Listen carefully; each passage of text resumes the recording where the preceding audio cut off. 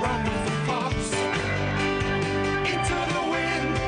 Onto the dawn of tomorrow. 9 billion names of pod. From Atlanta, Home of Gina's Garbage Hour. it's the 9 Billion Names of Pod with Dan Bauman and Michael Reed. I'm Dan Bauman. I'm Chicken and a Biscuit, 456. So, let's talk about some stuff. You start talking. I'm in the middle of a dance break. Whole bunch of weird crap going on this week. We are, as of this recording, let's see. 2 days away from the Alabama special Senate election. Ain't what I care about. I mean, yeah, that's a fucking mess if That's you've been watching. a thing, but Yeah, but this isn't one of those podcasts. Don't turn it off. Don't No. go to your next episode. We're not doing politics this time. No. We are 4 days away from Last Jedi, which is very exciting. The premiere it's was a thing. Premiere was last night. Do you have your special Walt Disney Lucasfilm branded bucket for your tears? I'm gonna need it for sure. There is that. Speaking of that was one of the things I wanted to talk about. Was there has been the unstoppable Juggernaut that is the Walt Disney Company has set its sights and acquired yet another. It's not property. It's another entity. Yeah. I mean, we're talking about 20th Century Fox. 20th Century or Fox. 21st Century Fox. Right. Now, this is the entertainment division. Right. This is not Fox News. Nope. This is not, because, dear God, I don't know about you, but I would boycott not only Star Wars, but everything Disney did if they purchased Fox News. But they didn't do that. They didn't do that. Basically, I think the reason for this, if I'm not mistaken, Rupert Murdoch wishes to do the same toxic type of programming in England with Sky TV that he does over here. Over there, you pay for your television license. Right. Over here, it's funded by commercials. Over there, some of the programming, the BBC, is funded by the money that you pay annually for your television license. Now, let me ask you a question. I've heard that my entire life because I'm somewhat of an Anglophile. But if you get detected, you can eat the telly. How much is a television license? These I days? don't know. I honestly have I've never been in a position to, sadly, to live in England and buy a television license. Right. But I'm guessing that it's enough to where they have a fraud or detection service. Yeah. Because, you don't have to buy, a TV license. But if you're watching, BBC programming, I'm not sure the specifics. I mean, back in the day, there wasn't satellite. So if you were, and there wasn't video, VHS or DVD players. So I believe that you got a bill for your license with the purchase of a television. Now with and this is going back prior to the home video age. Right. Now, I don't know how they parse it, because you have a television, pay your license. I don't watch TV. I play video games. I play DVDs. Yeah, I run it off my internet. Exactly. At this point. And I'm sure there's something. Of course, they've figured that out. If you just want to stream your BBC programming, I'm sure that there's a subscription with a fee that you have to pay. I'm sure they've monetized it. Right. I'm not, no doubt about that. Now you can get some of your programming via Sky TV. Okay. And Sky has been a thing for a long time. Quite a while. And Rupert Murdoch wants to get his hands on that satellite network. Okay. And I don't know if you're familiar with the Sun controversy over there, where people at Sun Magazine were tapping people's phones. Yes, I remember that. All a couple years that ago, shit. Yeah. Well, Sun is a subsidiary of News Corp, right, which is Rupert Murdoch's company. Mm-hmm. And that kind of put the kibosh on his acquisition of Sky TV back then, and they're working on it again now, and he really wants it. He wants it badly. And I think the reason why he sold 20th Century Fox was to get around some kind of monopolistic concerns, like too big. Because his thing, he wants to do the news thing. Fox News here in America makes him billions. Right. You know, I mean, that's why they can afford, what is it, $50 million a year to pay to Sean Hannity to tell you that you're lazy and, and unpatriotic. Exactly. So I think that may be one of the reasons why. Haven't delved too hard into it, but It's kind of funny that if that's true, you're saying that he is selling off Fox to break it up. 20th Century Fox, so that it's to keep it away from a monopoly status. Maybe I don't know what the rules are, but it's kind of funny that it's selling it off to Disney, which owns everything else. But see, it's not that much television. ITV, Sky TV is nothing to do in America. It's over in England. Oh yeah. I just mean it would be ironic if he's selling it to the biggest corporation on exactly. Earth. Exactly. So now, and I think they're doing one of the things that Disney has announced, which a lot of people have announced, is they're going to be doing their own streaming platform coming up. Which I say no. No? Nope. Not unless they do some kind of a cooperative bundle kind of thing, because a lot of magazines that are kind of dying now, or they're hurting for subscribers, they're putting their content in. I can't remember if it's called paper. I can't remember what it's called, but they're saying, hey, for a flat $10 a month, you have access to 150 magazines. Yes, that makes sense. That's, obviously it's digital, right? So they eliminate the cost of the paper. It's just the content. And they've been able to monetize it, I'm sure, with additional advertising and all sorts of stuff. That makes sense. Now, if all these platforms eventually realize I am not going to spend, $6 to $10 a month to get CBS for my Star Trek, to get Disney for my Star Trek, screw it. Unfortunately, that's the way it's going. It's all going to be apps. I mean, it's all going to be... And then I will be missing out because I'm not doing it. I can hardly keep up with what's normal if they start spinning things. Right. I mean, Netflix makes sense because they've got a lot of original programming and stuff. Maybe, but they have stuff from other platforms as well. Yeah. But now all those other, platforms are pulling off into their own. Well, Disney may be an exception for me just because they're like 2/3 of what I watch anyway. Right. And they own so many properties. They're talking about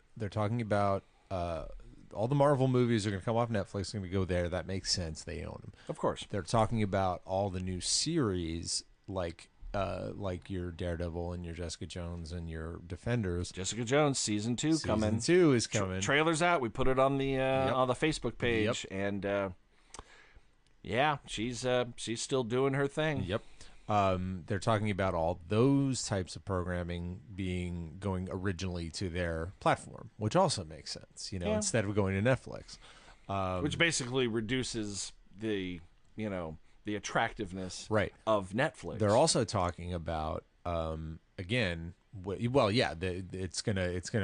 Netflix is going to take a hit from this a lot. Well, from the Marvel stuff. They have their own stuff. Yeah, they have their own. I think they're fine. They were going to lose House of Cards anyway. Now their last season of House of Cards is almost guaranteed to be at least 98% spacey free. Yeah. They may use something for flashbacks, but Yep. It's kind of sucks that you did that, Kev. You're kind of an asshole. Yeah, not kinda. Yeah. And I really wanted to not believe it, but yeah, there's a lot of people I didn't want to believe on that whole thing, but you know what? Let the tender neck of your heroes fall under the knife of a better tomorrow. Yeah. If we have to go through absolute agony for a year as this all plays out and we purge the people that are just fucking awful, then maybe you can rehabilitate yourself later. Now's not the time. You did something, you got to do penance. You want to come back in 5 years and say, "May I please come back? I'll be good." We'll look at it then. We'll see.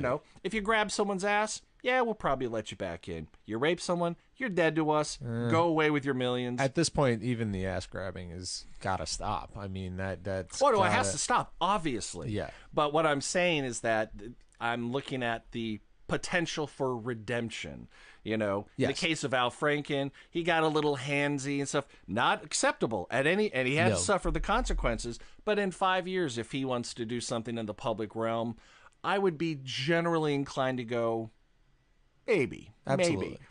You rape someone, or do like Harvey Weinstein did, and Yeah, use that an guy army needs of to go- lawyers and stuff to just destroy people's lives who dare to talk at. No, there is no redemption. No, Go that away. guy has to go away. Oh, like- go away with your millions and just stay away. But like away, like locked up somewhere. well, if the allegations unfortunately, are I true. don't think. I think there may be one or two cases that may be within the statute of limitations, which I think is a bunch of bullshit for most things, especially rape, is insane Yeah, that there's exactly. a statute of limitations. It's Oh, like- well, didn't. We're getting Yeah, getting we are. political. Okay. So anyway, so back to- Netflix is back to- losing some Matt- stuff, but they've got some stuff. But They'll- the other announcement on that front was that there is talk of new Star Wars content on the Disney platform, like a live action television which series. Lucas was talking about in the 90s. Yeah. Oh, he was talking about it as early as late as I want to say. How long have they had the property? Disney bought it like 5 years ago. It was maybe like 7 years ago. There was talk that there was something in development, and it just kind of But died. you know why? Why? Costs. Oh yeah. I mean, you've got the visual standard for Star Wars. Right. You can't dumb that. You can't Battlestar Galactica that shit No. and bring it to Earth and just have horrible green screen that doesn't, Right. You have to maintain the standard. And that's why they did all the animated stuff Right. as well, because Exactly. you can do anything. Animation's a lot easier to do. Here's the thing, though. With the platform, Right. I tell you, there's a lot of people, and myself probably included, said, we're going to give you 3 new Star Wars, 2 new animation and 1 live action, Right. and we'll have the movies available and all that other stuff available on the platform. New content, not available anywhere else. Won't come out on home video for a long time. Mm-hmm. $10 a month, Star Wars. What do you say? I'd be like, that's like $250 an episode if they do a live action. Like, yeah, I'll do that. Well, they even said when they announced it, they're like, "Oh, it's going to be cheaper than Netflix." Like they already have said it's going to be below Netflix. Netflix is like what, $8 a month? $9, $10 $8, bucks. $9, I don't know. $10, $12 a month, and they said they're going to undercut it. Well, And- yeah, well, of course, because of Netflix has not everything, but has a wide panoply of things to delight. Right, and they have, okay, they will have all the Disney movies. They'll have the entire archive of Disney movies and a handful of original programming. It's still not going to be able to compete with Netflix, like Disney's thing.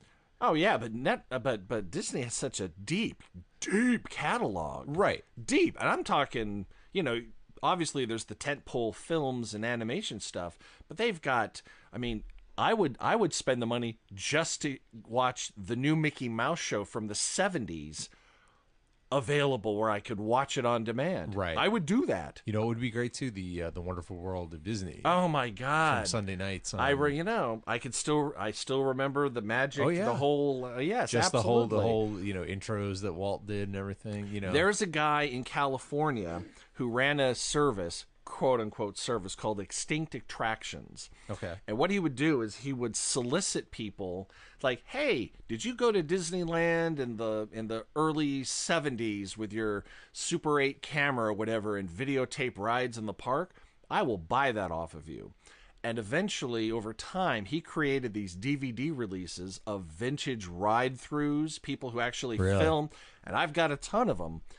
Then somehow he got into content that Disney had produced at the time and never put out on home video, and he started bootlegging that.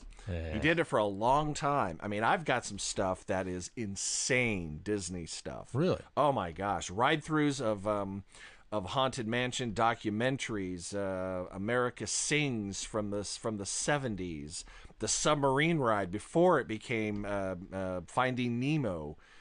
This is all Disneyland, California stuff, which I know nothing about. Basically, I could see what the Pirates of the Caribbean looked like, in 1975. Wow. Because I've got the thing. But a lot of documentaries that Disney produced, I don't know for what, but somehow he got them. And he also tracked down, and this is the really good thing, he tracked down the people that designed the rides, that did the artwork. These old people in their 80s and 90s living in Beverly Hills. He found them and did interviews with them, and they talked for hours about their time as a Walt Disney Imagineer. Yep. It's strictly about the park, stuff related to the park. Now, obviously, some of the people that worked on park stuff also did some of the stuff for the films, but his focus was on the park, and just incredible amount of work was done. And then he got sued by Disney. Yeah, not surprising. That's why when I found this thing, I looked through and went, it's going to be about $200 to get all the stuff I want, but it's available now. And there's no way this guy's going to do this until he retires and dies. And sure enough, within about 2 years after I made my huge purchase of stuff, I've got all the original soundtracks to the rides. I don't know how he got this stuff. Wow. I mean, this isn't just someone holding a microphone up on the ride. real... It's the actual tracks that Disney was playing on the sound system. I don't know how he did it. But anyway, there's a lot of Disney content that we don't even know about. That's amazing. I mean, kind of like how Prince would do documentaries and music videos and go, put them in the vault and no one would ever see them. Yeah. Disney has lots of stuff. Wow. I mean, probably twice as much stuff sitting in the vault that no one's ever seen, or maybe got shown one time. Somewhere, yeah. So with all that in mind, for people that are Star Wars fans, Disney animation fans, Disney files from the parks, if they put all that stuff up for offer, I will gladly pay $10 a month to have access to that. I mean, and original Marvel and Star Wars content, and who knows, the Muppets. They could bring a Muppet Show back. I hope they do. I thought Muppets will be back at some point. I know. In some what? Form. Well, yeah, at some point. What did it take them? 15 years to get their shit together to do something in a TV show, and they barely limped into doing films because Jason Segel said, I want to do this, I'm spearheading it, I'm promoting it. They did 2 that went pretty good. And they did the TV series, which I loved. I thought it was absolutely wonderful, and everyone wanted, it's the Muppet Show, and that's the 70s. I mean, sure, bring that back. I mean, do something like that. That's fine. I wouldn't say no to that, but I think what they did do was perfectly acceptable. Yeah. No, not acceptable. Great. Yeah, I liked it. As was in the 90s when they did Muppets Tonight. Which was great, and you can't find that anywhere. That doesn't... I mean, there's got to be a bootleg out... there's got to be a torrent somewhere out there, but they never released it. I'm sure there is. Yeah, I'm sure there is. But we've lost Steve now, so who knows what Kermit's going to sound like. I heard the one thing, I forget who the They've named him. I mean, he's done stuff. He's done little shorts on YouTube and stuff. Okay. And it was fine. It sounded like Kermit. It's just, it's not Kermit the Frog here. Yeah, it's not the. Hell, I can do it. Why am I not working for Disney? Yeah, Muppet News. Muppet News, and the other platform that I know is coming, which is, I think, up in the air. And why? Why? What are you going to fill it with? You're talking about DC, right? Yes. We've got a handful of decent to subpar films with one really good one. I'm sure there's more. There has to be more. But what is it going to be? Do we know? They'll probably take all the CW shows. So you've got 5 seasons of Arrow, 4 seasons of Flash, Okay. 3 seasons of Supergirl. Are they going to take it off the CW or just have the reruns? Oh, I don't know. They haven't announced any of that. They announced they're going to do an animated Harley Quinn series, which cool, but that doesn't have to be on an app. There's the Justice League action series. Nothing has to be on an app. Right. Nothing. Right. But I mean, it doesn't. That's not the Disney app with the new Star Wars content. That's a thing. That makes sense. Well, and there's a big difference in being able to monetize something on television as opposed to an app. Right. Which makes me wonder why the new Star Trek series is on streaming and not on TV. because it's huge. It's a huge budget, and if they're using that as a tent pole to get people to come over for other CBS stuff, that's what they're doing. Yeah. Okay. That's exactly what it was. It was like, we're going to try to kinda launch like this thing. right? And we need something huge. We right. need something that's going to Right. surefire draw people Okay. to it. Other than The Big Bang Theory, name anything else on CBS that anybody gives a flying fuck about. NCIS. And what are they in their 3 or 4 90th season? Yeah. But How much goddamn crime can the Navy have? Exactly. I mean, lot. Apparently our military is in Lot- really bad shape a lot of between people that get and killed. JAG and everything. Yep. What, And I've there's like never watched any of it. So is it military people being evil or people being evil to military people that Both. falls under the Both. We jurisdiction? watched the first several seasons of NCIS, and I liked it. It was your basic procedural. That's the Mark Harmon one, right? That's the Mark Harmon Yeah, one, right. yeah. And then they did NCIS LA with what's his name, the one Robin, who's in the bad Batman and Robin, and LL Cool J. And then they did Chris O'Donnell. Chris O'Donnell, yeah. And then they did New Orleans, I think, with Scott Bakula. Now, But do again- any of them take off their glasses or put them on dramatically? Well, then fuck them. But I agree. Like, what the fuck is CBS doing other than Star Trek? And it was smart to do that way. But right, what the fuck else are they? Hey, gonna you know put? what? If that's what it took to get a new Star Trek series, I watched the first 2 episodes because I think they got them for free somehow, or they give you a taste. The for first free. one was out. They put the first one out, and they aired it. And so. I watched. I was like, okay, I mean, we all know that I'm a Star Trek fan. I'm not a, oh dear God, this Yeah. is the end all be all of human existence. Yeah. It was perfectly acceptable. It certain as hell was not going to get me to subscribe. I'll wait for the DVD, and Right. maybe in 2-3 years when they put it out. Whatever, that's fine. Yeah, I don't but even not to care. No, The only thing I can think of with stuff like that, it does make sense with CBS and with the original 3 with ABC and NBC, because if they put these apps out, they could put stuff on from the 60s and 70s that never made it, and like full seasons of stuff that I want the Eddie Capra mysteries from like 1975 to come back. whatever the hell that is. Well, yeah, that's what I mean. And this also might be an end round around cable providers. yeah. Now, who are also internet providers, so therefore they'll get their beaks wet on the internet side of things. Right. Because we all know if you have a internet and TV package and you say, you know what, I'll stream what I want, and you cut your TV, they go, remember you were paying $50 a month for the internet? Well, now it's $80 because you don't bundle. Yes. So trust me, they're going to be. Believe me, they're going to be just I've been fine. through it. I've been through it, and Yeah. it's a racket for sure. And there's a data cap. And cap your ass. Yeah. So that's the only thing I can think of. That would be, if you could get shows that no one has seen since 1968. Well, see, that's the reason why I don't license my stuff for Deep Shag Records from major labels. None of them will give up their digital rights. Yeah. They'll give up their CD rights, which hardly anyone's doing. I mean, it was a dicey proposition 5 years ago. Nowadays, yeah. barely at all. And what's to stop them from like, sure, we'll license you the entire Suburban Lawns catalog for your collection you want to do. Oh, it's out? That's lovely. Hey, guess what? We're putting it on iTunes for a third of the price of your CD. And you get nothing. And oh no, I'll get it if people buy the CD. Well, that's what I mean. You won't get any from anything. No, from the nothing digital. to do with that. Yeah. Absolutely not. Yeah. And that means no, I'm not doing. Yeah. I'm not going to do that. Because you would lose. That's right. I big. have to create the content myself. Thank you, Harlan Ellison. Yeah. By the way, Harlan Ellison fans, new On the Road with Ellison comes out first quarter 2018. Yeah. We will pimp that up nice and. Oh, it shall be pimped. Oh, it'd be pimped. I got my pimp comp and it is full.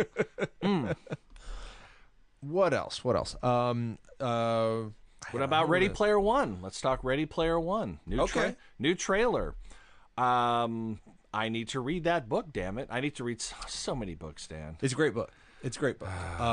Yeah, I read it. I got on this kick.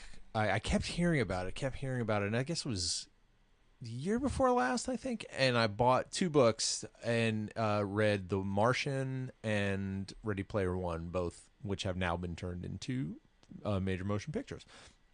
Very major. Very major.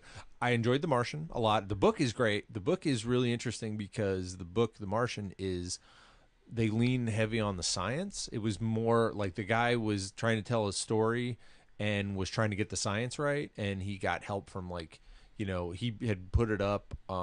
Andy Weir is his name. He put it up on. He was trying to put it up for free as kind of like a writing exercise and like a thing to get the science right. Right. And he kept like getting more people. So many people wanted it that he was like, all right, fine, I'll put it on Amazon for 99 cents. All right, fine, I'll put it on here, and like signed the same day he signed the publication contract and the movie contract. Yeah, because there's people at these large media, corporations that are down in the trenches, going, "Wow, there's a lot of buzz around this little thing here, Yeah. and this little sensation. What can we do to utilize that?" Sometimes they'll buy the movie rights before they are even sure that it's going to be successful at all, because getting the movie rights when nobody knows what it is, but you think, you can get it for maybe $50,000 or less. But if it's a worldwide sensation, you come to them for the movie rights, you're going to pay out the ass. Yeah, I'm fairly certain Michael Crichton sold the movie rights to Jurassic Park before the book was out. I'm fairly certain that that's accurate. He's at that level where he just goes, "I'm going to write it," and they go, "Sold." Yeah, well, at the time, yeah, and he knew it. Probably Stephen King the same way. Oh yeah.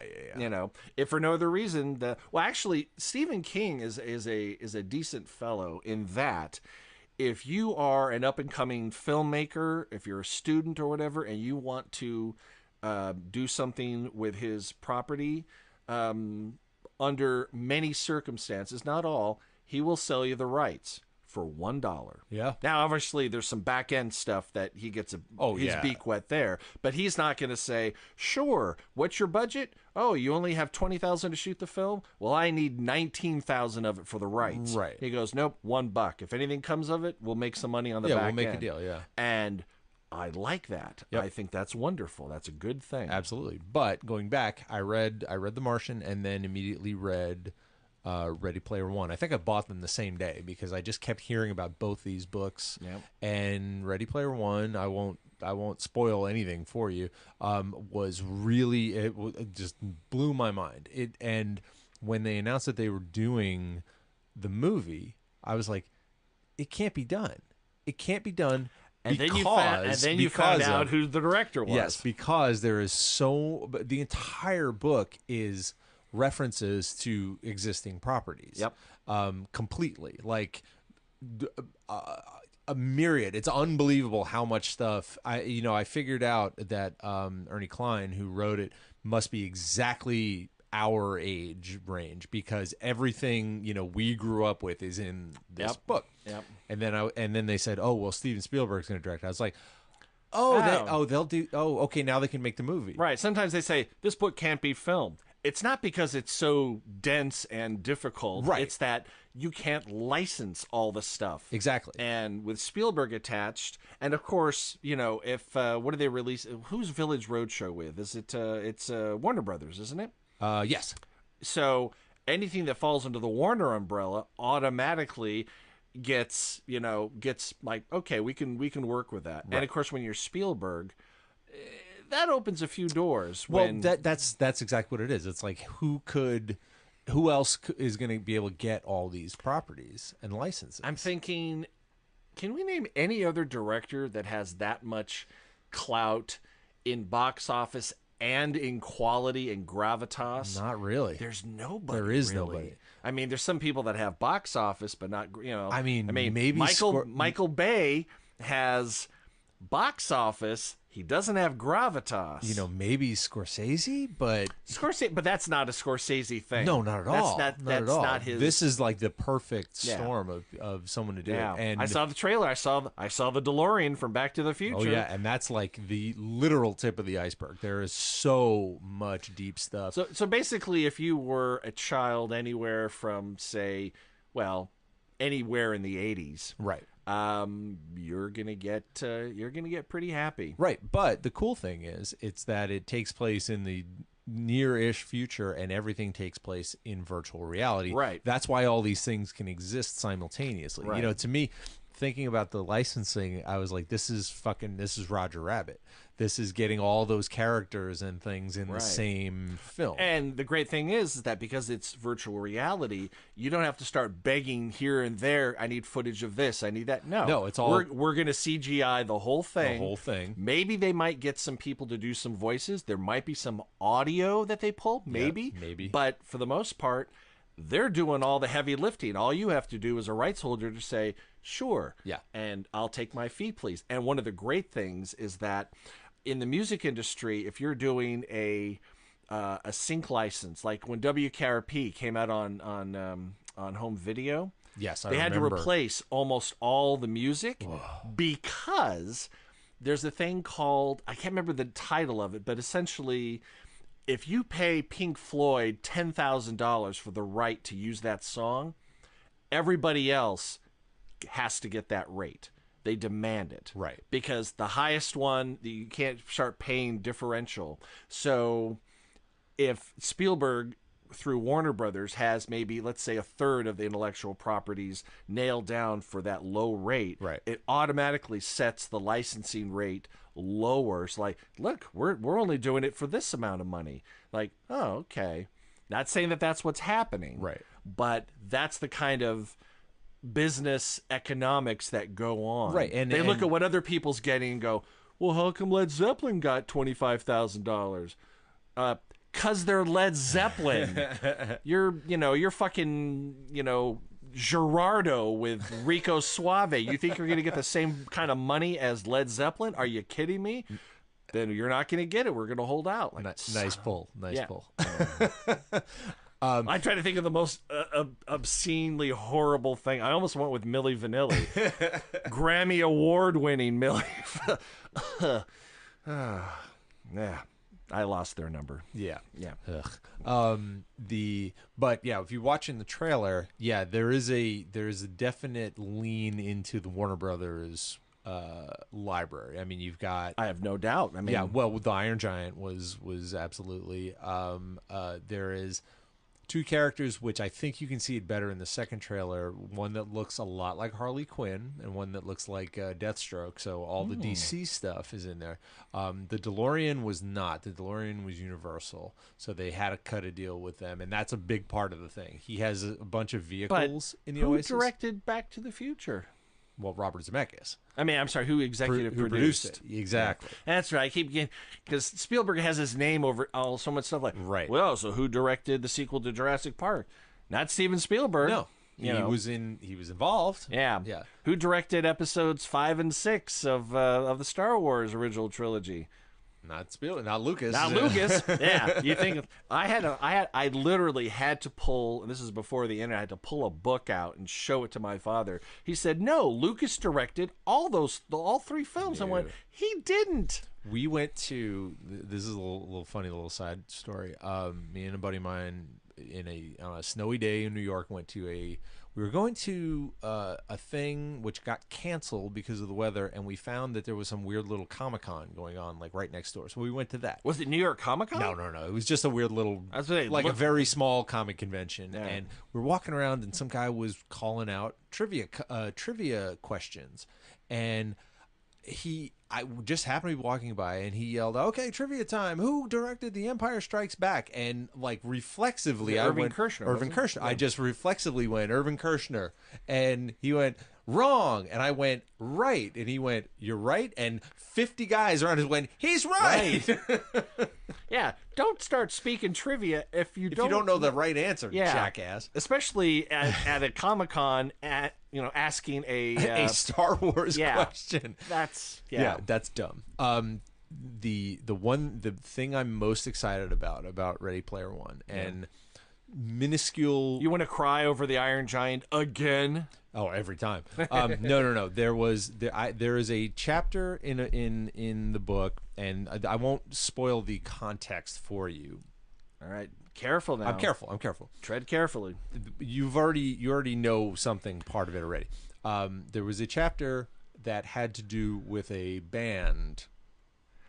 There's Yes, a reference to a yeah, band. you've already told me. Yeah. It's Rush. It's Rush. There is a chapter that has something to do with Rush, and And they licensed it for the trailer. that's what I was. So that's what I that was saying. tells me, like, Okay, if they were okay with the trailer, then it's got to probably be in the movie. film. It's got to be in the film. Well, I hope.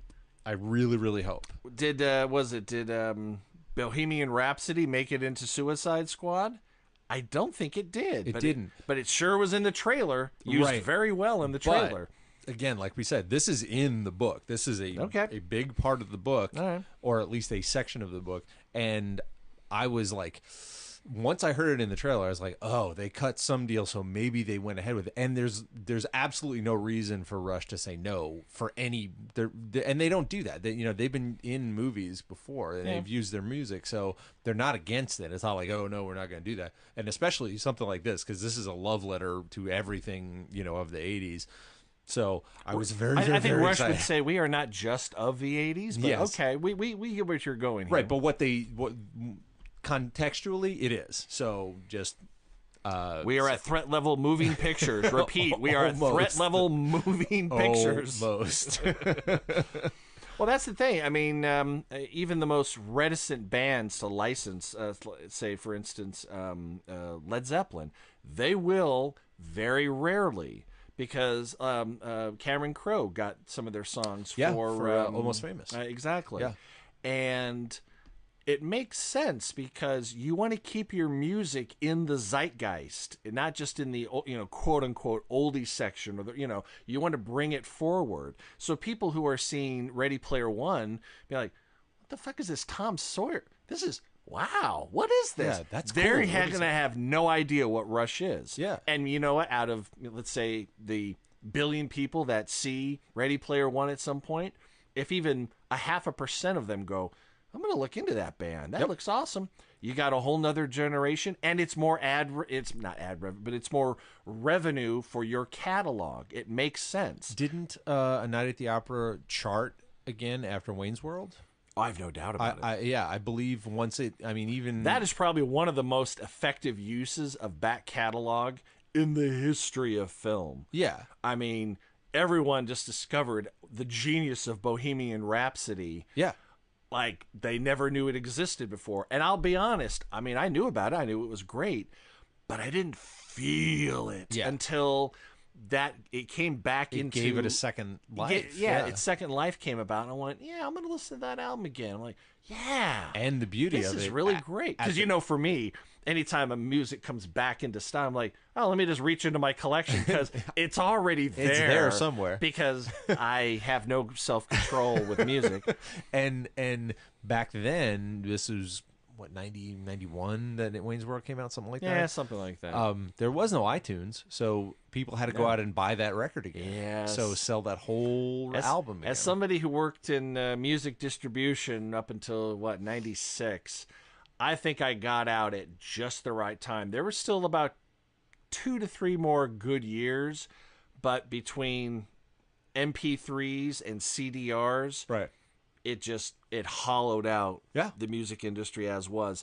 And part of me goes, oh, that's awful. The other part of me goes, $18.99 for a CD? Go fuck yourself. Yeah. And there's a reason why. I mean, they held on to those high CD prices for so long, and fans were so pissed off about it. Yeah. It's on sale for $13.99. Like, I remember when I could get an album for $8.99 just a few years ago. Yeah. But now, and I'd be willing to pay and as we learned, we are willing to pay $9.99 for a full album. Right, exactly. And even physical product now is still pretty cheap. Is still, I don't think they go much higher than maybe 12, and that's like when Taylor Swift puts something. Yeah, that's out. about what it is, because they're legacy bands all buy a CD and they're about that. Yeah, $11, $12, something like that. Yeah, but most come in at $9.99. That's like the price point that iTunes kind of set digitally, and everyone's kind of settled in there. Yeah. For the digital price point. Yeah. And usually you're expected to pay a bit more for CD, not much. But the big revenue thing now is everyone's buying vinyl again. Yes. Which makes me happy. I don't regret selling off all my vinyl. I still have about 400 albums.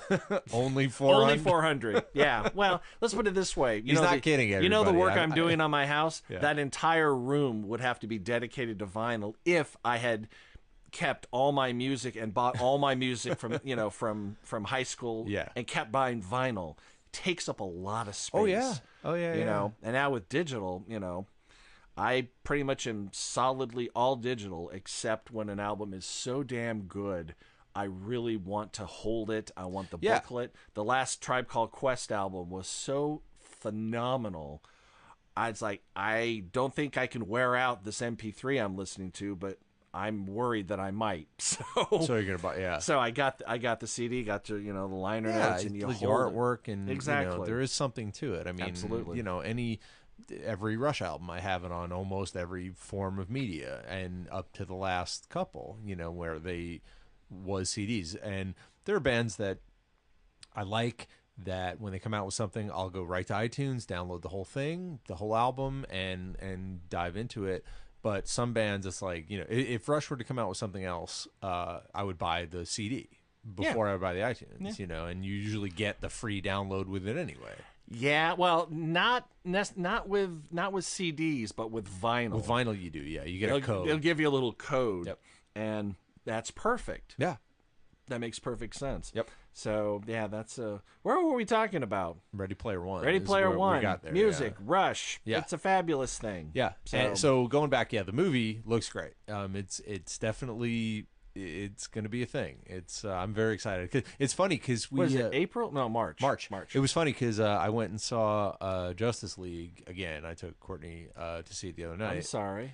No, I enjoyed it more the second time. I actually enjoyed it a lot more the second time because I wasn't like panicked about it. I knew what was coming, and I got to please don't suck, please don't suck, please don't suck. And it just it you know, it flowed better. It's not. It's like watching the extended Batman v Superman. It went from what the fuck to okay, yeah. But again, they showed the teaser trailer for Ready Player One that we had seen, and Courtney was like, "Oh, I don't remember this." It's like, "Oh, I can't wait to see this movie." And I was like, "Yeah, god damn it! When the hell are they going to put out a new trailer? It's been, you know, we're coming right up, and here we are, just dropped out of nowhere today." Yep, I'm pretty sure that. Let's see, no, it's one. I guess we won't see a trailer for Ready Player One in front of Star Wars. No, because that's competing.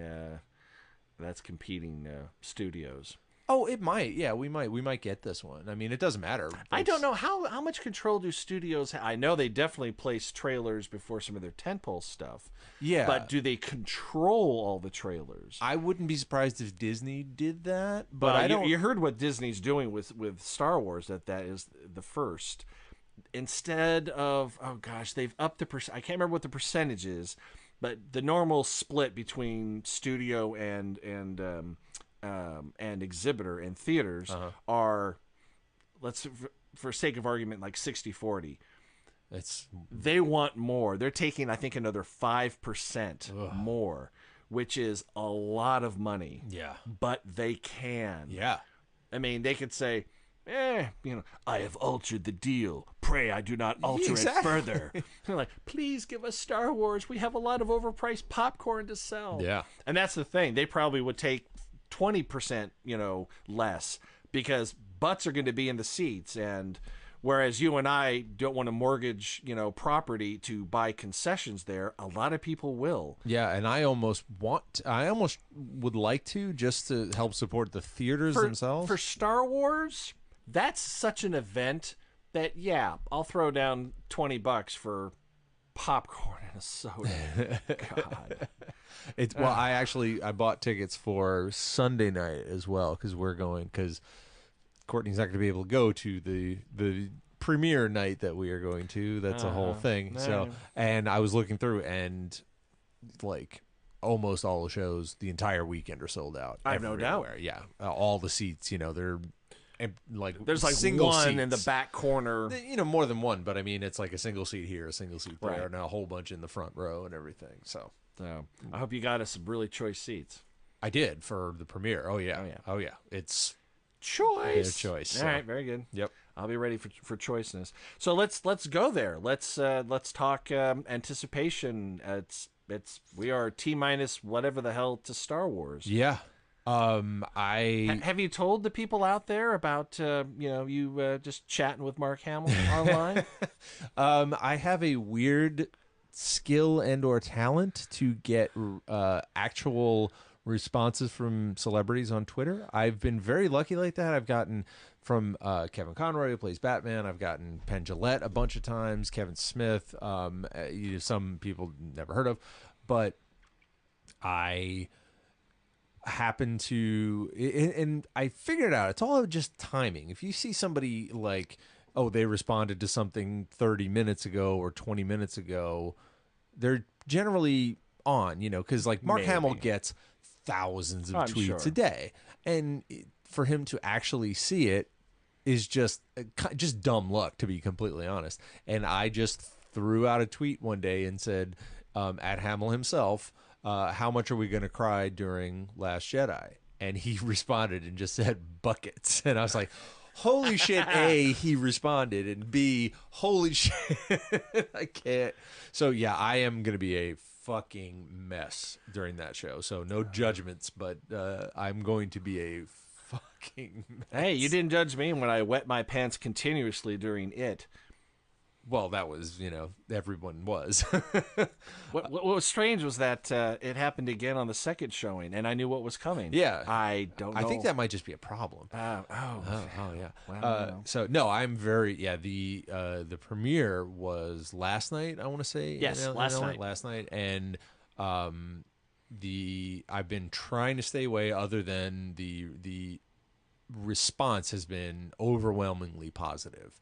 They say, Patton Oswalt said it's relentless. It doesn't stop at all. And he said there's some kind of old school shout out that made him squeal. So I'm like, oh. So I'm trying to stay away from social media and any of the TV. I don't need to see anymore. I'm just, we got 3 days? 3 days, man. Thursday night, I jumped on the IMAX 6 o'clock preview event, and it's, oh yeah. And they're reserved seats, right? They are reserved seats. Okay, good. They are reserved seats. Right. They are good reserved seats. Because I don't want the Who in Cincinnati to happen, and all of a sudden, all right, and everyone 14 people. Well, that's why die. I jumped on it where I was. I was like, oh man, I can pick these seats out, and leapt on them. So name me a few things that you would like to see, and a few things that you absolutely do not want to see. I don't really have anything like that. I don't have a list that your arms are wide open to embrace whatever they throw at you. Yeah, I want to see Luke Skywalker. I like him in the trailer, but I want to see him be a fucking badass. That's about all I need. I need him to whoop up on somebody and not just be like scared. He's got to show up and be a Jedi. A Jedi that he is. And that's some whiny fucking Padawan Anakin bullshit. Right. There's some weird stuff that I can't parse yet. There's like some from the trailer? From the trailers and from what I've seen. There's a location that I was like, what? How are they gonna fit this in? So I'm like, I'm just going in blank. I just got to see where we go. I mean, I know it starts immediately at the end of Force Awakens with her. That's where it starts. Her on the island holding out the lightsaber, and I'm just ready to go from there. So the first line of the film was, "Hey, did you find a hand with that?" Yeah, there was a hand. Did you get that?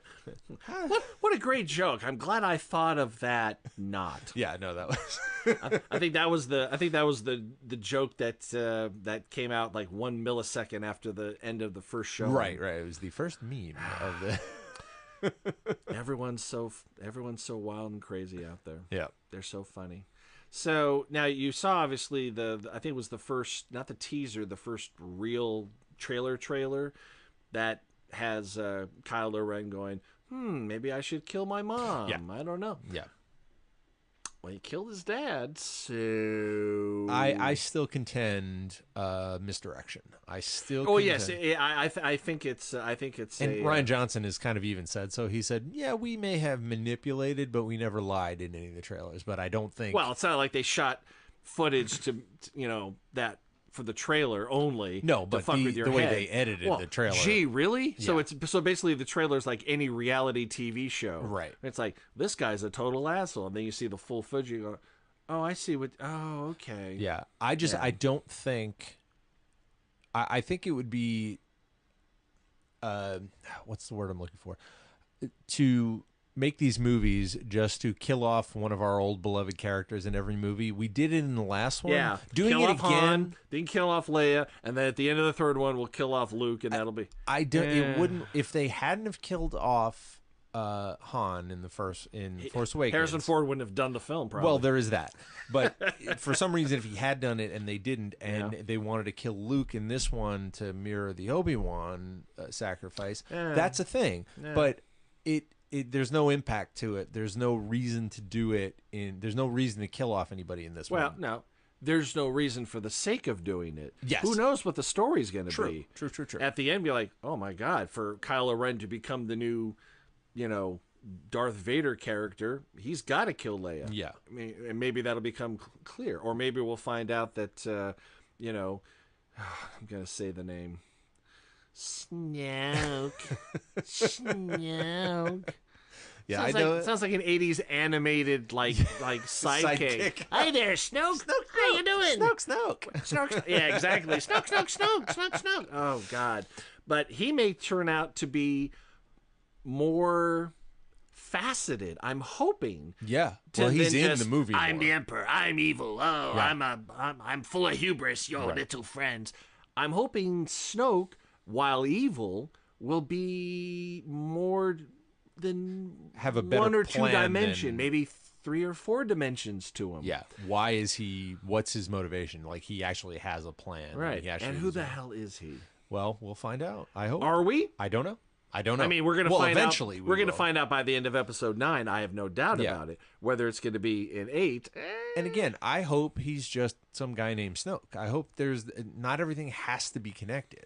Or I would like him to be connected, but not in some huge, Obvious like, way. oh my dear God. If he was Darth Plagueis somehow, I'd be like, okay, nice little callback, all right. But if it's like, I'm the reanimated corpse of Darth Vader, like, fuck, nope. No. We're hopefully going to get more Darth Vader in the Han Solo standalone. Hopefully. Maybe. Who knows? I don't know what we should be. Man, we should be coming up on a trailer for that too. They're supposed to. It's supposed to come out in May. Then maybe we'll get one with Last Jedi? I don't know. I don't think so. Like that info would have leaked a while ago. It would be great. It would be. Is great. Is the Han Solo film in May? It's supposed to be. I thought they pushed it because they lost their director. No, they didn't. Or did they push it? They pushed it back. They pushed it from this December to. No, that wouldn't, because that would have competed with Last Jedi. Maybe. I think you're thinking of the original release date, and it has been pushed 6 months because they lost the Lego Boys. Well, I know. Yeah, when Ron Howard came in. Okay, let's look it up. Let's look it up. Ron Howard. Yeah. That's interesting. I mean, if he drops a Cocoon Easter egg in the Han Solo film, that would be awesome. How could he possibly do that? I don't know. The reanimated corpse of Jessica Tandy, maybe. I A lot don't. of reanimated corpses on this episode. Yeah, well. It just says 2018, Yeah. but we still got to see something soon. Yeah, I think. If it was scheduled for May, I would say they're definitely going to drop the trailer because that's the kind of marketing synergy that I would definitely go why for. wouldn't you? I mean, for the television ads for Last Jedi, you advertise the DVD release from the previous one. If anything. And then in the theater, you do the trailer for the next one. And If you just- anything, you do the 30-second tease with just a little bit of footage. in Yeah, it. I mean, do that's that. That's all you need to do. And 'cause the pe- freaking logo Solo. Yeah, and people because lose let's their face shit. it, where can you advertise to an audience that is 100% down with your product? Well, where are you going to find a Star Wars audience? I don't know. I have a feeling in Next every weekend. single theater in America, probably yeah. in the world. Yeah. And I think it's a simultaneous worldwide release. They're It not gonna actually stagger comes it. out. For some reason, I saw it. It comes out like a day or two early in like Australia or something. Like it is fairly simultaneous, but for some reason, there's a couple of countries getting it like Tuesday. Interesting. Yeah, somebody Well, saw it on it's Twitter. possible that their release schedule over there. We're used to films debuting like midnight or Thursday. We used to be midnight on Thursdays for the weekend gross. Now they've crept it into earlier in the 7 evening o'clock, yeah. on Thursday. Yeah. I mean, because they're trying to get that first weekend gross that yeah. says, because let's face it, if you're going to do weekend gross I would allow after 6 p.m. on Friday at the most. It should be just Saturday and Sunday for a weekend gross. Yeah, Wednesday at midnight is not the weekend. No, not no. technically. You can call it the first week gross. Yeah. And it's a truncated week, obviously, because it's not being, released on a Monday. So, but the key number for me is not necessarily the first weekend. It's the percentage of drop off for the next week. Right. That's the key. If you can hold, or in very rare cases increase the audience, that's a sign of a healthy film. I think Wonder Woman did it. I think it held, if not, it lost very little on the second weekend. Yeah. Well, because word of mouth was so, and then they looked at someone checked out the trailer and went, I'm in love with Gal Gadot. Gadot. Just going to call her Gal. Yeah. So yeah, I'm curious to, it's kind of sad that we're so, as a culture dialed into the numbers of the box office. That used to be a thing that you wouldn't even know about. Yeah. Wasn't even, you'd have to read the trades to get that. And now people are looking at, myself included, weekend gross, what was the first preview night gross? Yeah. What was the budget, the media budget? A lot of people use it as their barometer as whether a movie's good or not, and that's unfortunate. You know what? I mean, I can understand why they might think that, but some of my favorite albums and films and stuff were bombs, right? Or did mediocre box office. Well, it's I mean, Say Almost Fire is the Citizen Kane of 80s. I won't say teen films, early 20s films. I'm gonna get a sound effect for every time you mention them. Well, on most podcasts, when there's a certain thing mentioned, someone has one of those little front desk bells and just hits the bell. Yep. On Sound Opinions, every time one of the guys mentions Brian Eno, and he comes up a lot. Bing. Yep. Harlan Ellison on the Professional Left. Bing. So, but like Justice League, everyone was like, "Oh, it only made $96 million on its opening weekend." It's like, "Oh, it's kind of a failure." And it's like, well, that's not a failure, and B, who cares? That's what I mean. I mean, if we're going down that road, you're trying to complete an equation with incomplete information, not even enough to solve for X, because to be able to look at the gross of a first weekend and say whether it's successful or not, you also need the number of the budget. Yeah. You also need the number of the media campaign, the advertising. And if you want to get really specific, you really need the next week's drop-off percentage. Yeah, it's just been watered down to what it makes on the opening weekend, and no one knows any of the other factors. Right. And that dictates. And to be honest, that is when all your, you've been advertising for something for, in some cases, months. If that number doesn't come in for you on the first weekend, there's the reason it's held in such high, regard, in such, so it's an important number, is because it is almost impossible. It does happen, but very rarely do you do more business on subsequent weekends. Yes. So you're setting the high watermark right there. And if your estimates, your projections, based on our budget and media, we need to see 110 million first weekend, and you do 92. It's up there, but it ain't good. Yeah. And of course, in some cases, there have been some films where they say, "Yeah, we'll do about 45 this weekend," and they do 7. Then it's a flop. Well, and then you have cases like Beauty and the Beast, which they projected.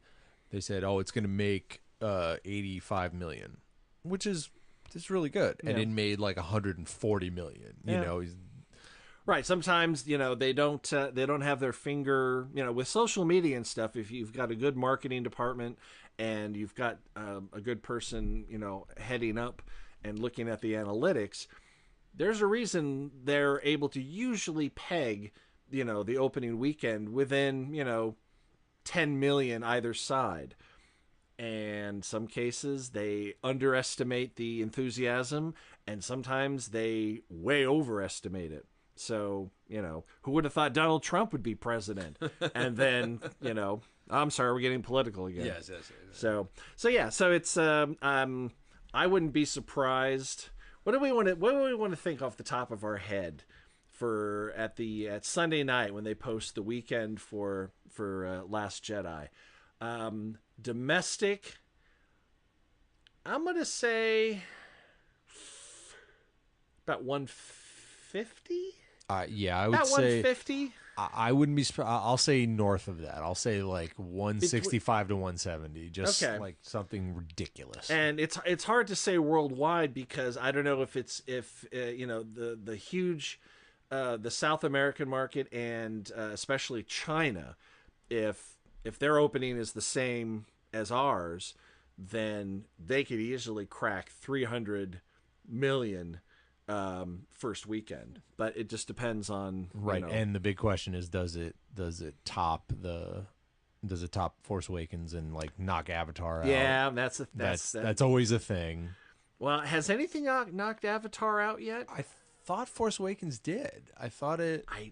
Well, we'll have to take a look. Well, we'll check that out. We'll check that out. Yep. But yeah, but then again, what does this have to do with the quality of anything? Nothing. Yeah, Nothing whatsoever. It's trivia is what it is. Like, oh, that's interesting. Like, let's gamble. Let's say 150 to 175 for great. What does that say about the quality? Absolutely nothing. It's just fun. I love some movies that made 50 cents at the box office, So and I love St. Elmo's Fire. Right. And I love Harvey, which I don't think we have any magnificent box office numbers for that. Oh no, that was well before any of that ever. Oh no, they have box office numbers. Yeah, but I mean, it's just wasn't being kept track of back then by the populace as a barometer. I mean, of any sort. my first knowledge of box office and exactly how it played into stuff. There was a theater in San Diego that played Indiana Jones and Raiders of the Lost Ark for a year. Yeah. And this is a one-screen, big 70-millimeter not IMAX, but 70-millimeter theater. Yep. It isn't like they had other income coming in from other screens, and they went, we'll keep it around. They only showed Raiders of the Lost Ark for a year. Yeah. I probably went and saw it maybe 30 times while it was there. Maybe like, what are you going to do? Let's go see Raiders. Boom, Yeah. And that's saying something to the, because they're not going to show something if there's no butts in the seats. Right. They can't. Yeah. Well, yeah. If no one's coming to see the thing they've all seen. Exactly. Well, and also I think, when did Raiders come out? Was it 83? Something like that. Because I remember I was 1 year old when Raiders came out. Yeah. But this was, I think, probably before the widespread use of home video. So if you liked home video was around, or VHS cassettes were around in the late 70s. But again, but VHS, very high end, and it hadn't proliferated. And they in were the market. $100 for a videotape. And there was no rental market. Well, and the machines were expensive as hell back then. That's why I'm never an early adopter. Yeah. I mean, I didn't adopt DVD until maybe 7 years after, all the battle between what was the two formats? It was DVD or Blu-ray. That was Blu-ray and HD DVD. HD DVD, okay. Yeah, I was already in DVD by that time. And it's funny, what sealed that deal was Blockbuster. Blockbuster adopted Blu-ray over HD DVD and killed it. Boom. And they've been fine ever since. There is a great Twitter account called the Last Blockbuster, and it's like the last blockbuster in the world, like tweeting like. Well, there's still blockbusters; they still exist. Not many, but still, they're in Alaska. Yeah, but it's a very funny Twitter account. Actually, Mike Johns. I do. He runs and does not update nearly enough.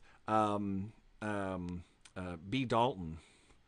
Remember B. Dalton Bookseller? Bookstores, yeah. He's got it's kind of like nihilist Arby's. Yeah. It's like that. It's like, hey, we've got books, if you want them. Yeah, that's what the Last Blockbuster account is. I've got 42 copies of, the first Jumanji. Come on, they're all around. Right. They're waiting for you. It just, as a side note, I saw something funny today. It was someone on Twitter posted a picture of a Steve Carell from Anchorman action figure. Okay. Who loves lamp? Yeah. Yes. Well, with the and his hand had broken off with the trident in it, and he said, my Brick Hanlon, I want to say his name is, figure broke today, and it feels right this way. And Judd Apatow responded and said, if you need a replacement, I've got 900 of them in a box. Nice. Well, speaking of action figures, one of the action figures that I'm looking forward to is the evil, the BB-8 character. Yeah, BB-9E, I believe he's called. BB-90? Yeah. No, BB-8. BB-8. Yeah. BB-8. And now we know that R2-D2 suddenly has and doesn't have magic powers throughout the films, that he, forgets that he can fly, but then he can fly, and then he can do all, it's like, if he could have flown in A New Hope, he could have totally saved all. Okay, all right. Yep. Well, apparently, one of the most controversial powers that BB-8's going to have. Are you ready for this? Yeah. He can actually. Medication time. Medication time. We ran out of time. I will tell you in a few sentences. The 9 Man Names of Pod was conceived, written, and performed by Michael Reed and Dan Bauman, with Abdul Benny Hassan as the sound of splintering wood. Research, transportation, and exasperated looks by Courtney Loner. Technical assistance by Cubase, Pro Tools, Skynet, QLab, Deep Thought, Big Brother, and Eddie, your shipboard computer. Financial consideration provided by the Wayne Foundation, Stark Industries, the Piranha Brothers, and LexCorp. Legal counsel by the offices of Howard, Howard, and Fine. So we're going to push this Fox merger with Disney so we can tag the 20th Century Fox logo on the front of Last Jedi, right? We're going to... Yes. Yeah, so we're going to do that. Yep. Our intro music was written by Tim Akins. This podcast was sponsored by Deep Shag Records, and it's a production of Audio Primate. Throw us a couple stars on iTunes, why don't you? Listen, watch on YouTube, listen on SoundCloud, stream us on Stitcher, likes on Facebook, follow us on Twitter, or email us, comlink@billionpod.com. Until this happens again, I'm Dan Bowden. I'm Michael Reed. Hello, Z.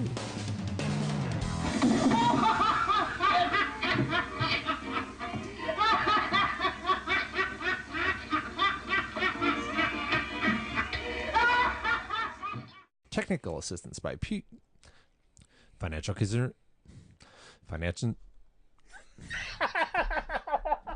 I'll get it. I always have trouble saying that anyway. Audio Primate.